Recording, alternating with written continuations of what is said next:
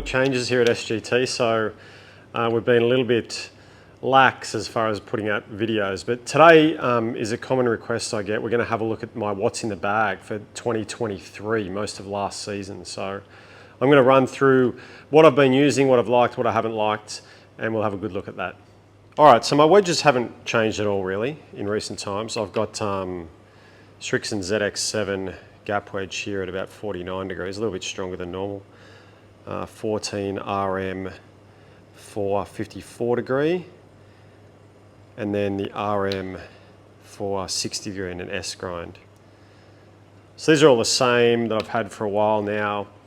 In my gap wedge, I run the Fujikura Pro in the 95 stiff, and then in the sand wedge and lob wedge, I run the 115 stiff, just to make them a little bit heavier, a little bit better around the greens for those, those shorter shots. I love the RMs, they're really, really soft. So I've played soft 4 irons for a while. And so the RMs give me that really, really soft feel, plenty of spin. I use the S grind over the L grind. It's just a little bit more forgiving. I play mostly on kike, which is kind of thick and can be quite grainy. And if you've got something with a really, really low bounce or sharp edge, it's going to get stuck. So the S grind works well for me for 95% of the time.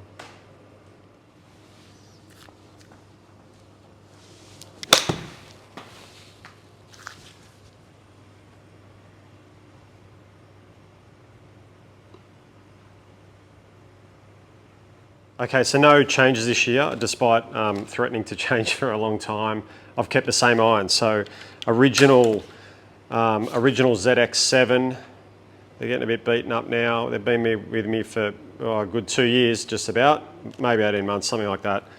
Still with Fujikura Pro graphite irons. I can't see myself getting into steel at any stage soon. So they're the same. The only difference I did make is in my 4 iron, I went to the ZX5 just for a little bit more forgiveness, a little bit easier launch. I've hit some really nice shots with that this season. So that's been the only real change to my irons, is just gone for forgiveness in my 4 iron only.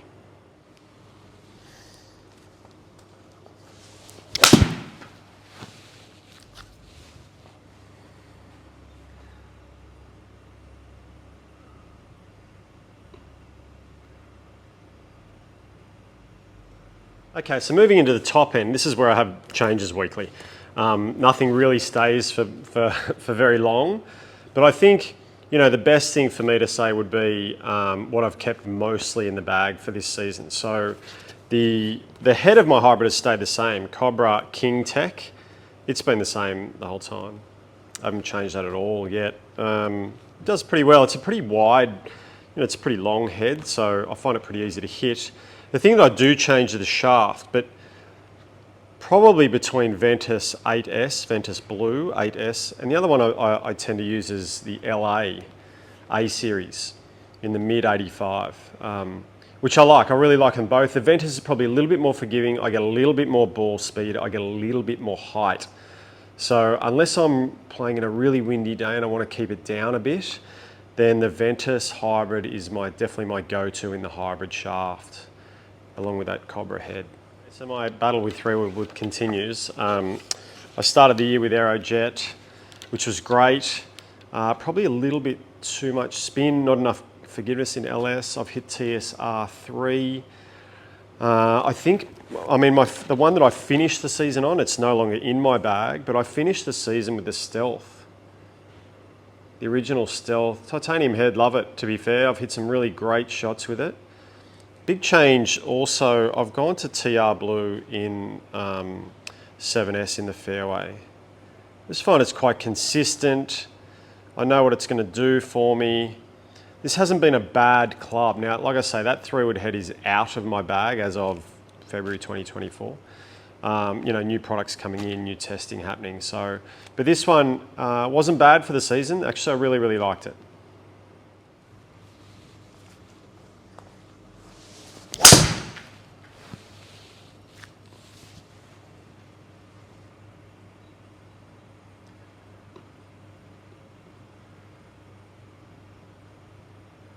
Okay, so driver for the year.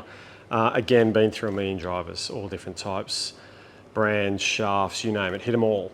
I think my best performer this year was TSR3 9 degree. And then I had a couple of shafts that I used. Most of the year I used Ventus Blue TR, but lately I've been using Mitsubishi Tensei 1K Blue in a 6S, combined with, like I say, this TSR3 head. This thing's amazing. I think I have probably hit some of my longest drives without the spin being ridiculously low. Now it is quite low, but it's pretty controllable, and I've had a lot of really good driving rounds. I think I might need to up the spin a little bit, and that'll get back to my golf ball choice. So yeah, but TSR3 really, I would say the best driver for 2023 comfortably.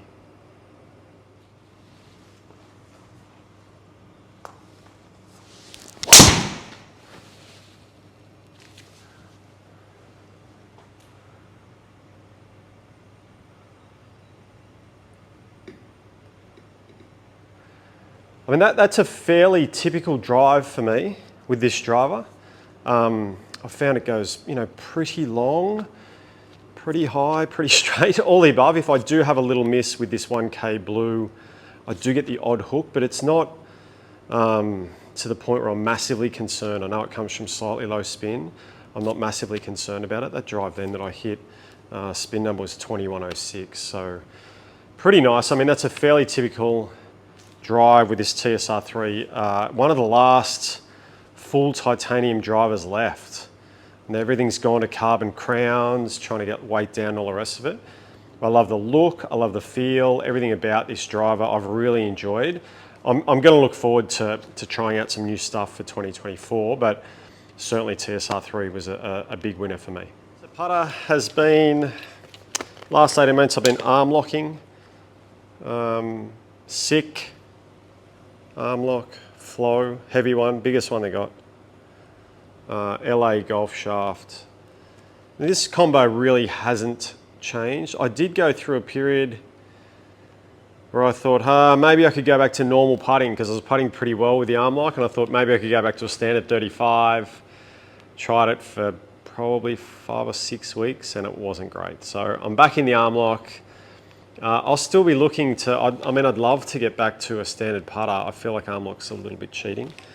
With its, anchoring on the forearm. They let us do it, so I'm going to continue to do it. But I do love the putter. I love the start lines I get from it, and in all honesty, if I'm competing in anything, certainly that's the putter I'd go to. So, same putter, might be here for a while. Okay, so last thing is the ball. I would say probably 10 months of this year has been spent with Strixon Z-Star Diamond. I think it's an exceptional ball. It has a good last. I mean, I only use one ball around. I don't go through 3 or 4. I use one, maybe sometimes 2. But certainly after 18 holes, it looks okay. Chuck it in my shag bag to chip with. It's the right blend of spin and feel for me. Recently, I have gone back to Pro V1X. So the Titleist Pro V1X has been in my bag recently. Now that's probably to get that spin number perfect with the driver, because it's been bordering on low spin. So the Pro V1X will fly a little higher and probably spin a little bit more than the Z-Star Diamond. Got to be careful with the pitch shots so they don't come back too far with the Pro V1X, but I like both golf balls. I mean, I have finished and I'm currently playing Pro V1X, but I did play the vast majority of this year's golf with the Z-Star Diamond. A great golf ball. Okay, so there you have it, my 2023 season, what's in the bag. 2024 is going to be a big year, all new gear coming out. We've got some new brands arriving very soon at SGT, so there's a good chance that, I don't know, possibly 14 clubs could be changed. I'm not dissatisfied with any of my clubs in my bag, or in that 2023 rundown. I've already been testing new drivers, fairways. I got some new wedges, so there's a whole heap going on. I'll keep you all updated as to any changes.